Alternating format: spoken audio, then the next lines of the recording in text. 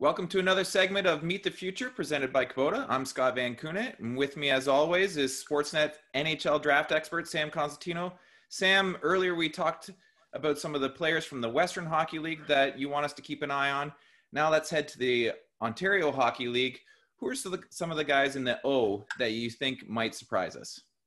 Wow, we know about Perfetti, we know about Drysdale, we know about Rossi, Quinn, but let's dig down a little bit further and look to the Sudbury Wolves.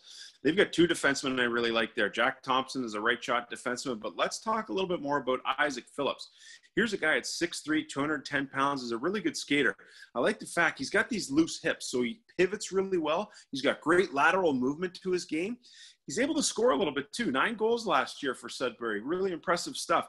But I like the fact that he plays a very active game. He's got a good stick. He's no problem jumping up on the rush. Still continuing to progress on the defensive side of the puck.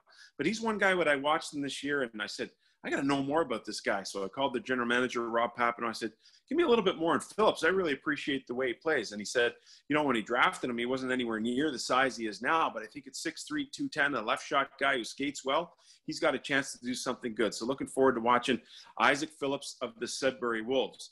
The next guy on our list for the Ontario Hockey League would be Zack Wisdom. And I think a lot of people are looking at Wisdom and saying, all right, well, you played next to Shane Wright, so of course you're going to be able to put up points. But that's not the case whatsoever. This guy was not a passenger to Shane Wright. In fact, he helped drive the play. And I think if you talk to Shane Wright, Scott, he'd tell you that, you know what? I love having this guy on my line. He does some of the dirty work. He's not afraid to mix it up.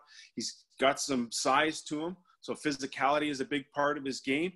And not that Shane Wright doesn't go into the corners and do some of that dirty work on his own right, but it's nice to have that guy in Wisdom to help stick up for the younger, exceptional player, Shane Wright. So those two guys had chemistry immediately. Towards the end of the year when Martin Chromiak came along, that trio really started to produce as one of the best lines, not just in the OHL, but I believe in the CHL. So Zack Wisdom is a guy who's got great work ethic. He's got undercover skill. And I think he's got the drive and determination from someone who came from humble beginnings to really make an NHL career for himself. So really looking forward to watching Zack Wisdom. Awesome young man. Sat down with him earlier in the year, and he was fantastic. The last guy is Nico Dawes. And again, we're going to go back to a goaltender as we did in the Western Hockey League with Dylan Garand. Dawes is an interesting story because 2 years ago on a Memorial Cup team, there was no question he was the backup.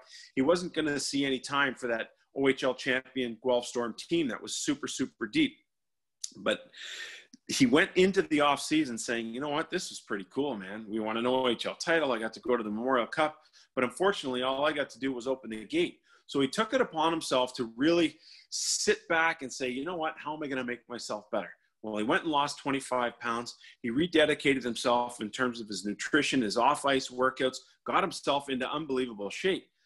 So he comes back to the Guelph Storm, and I don't think they were a team expected to do a whole lot. Meanwhile, you looked and saw the start of the year, and hey, Guelph's winning a lot of games, and you look at the goalie stats, and Dawes was a huge reason as to why that was happening. He played so well, in fact, that he ends up being a guy that gets invited to Canada's World Junior Camp, and lo and behold, he ends up being the starter for Team Canada. That's a really difficult thing to do for anybody, let alone the goaltender position when he'd never been part of Hockey Canada's program of excellence previously. He didn't end up as the starter, but the fact that he actually made it there and started game one for Team Canada, really, really impressive stuff. Was a little bit banged up towards our prospects game, didn't participate in that. Would have loved to have seen him in that Kubota CHL NHL top prospects game. That didn't work out, but had a good end of the season, put up unbelievable numbers.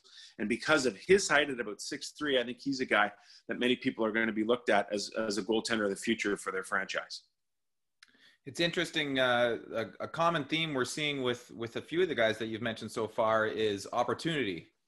They get that opportunity to play up a little bit in the lineup, get a little bit more playing time, and their skill set finally gets a chance to shine.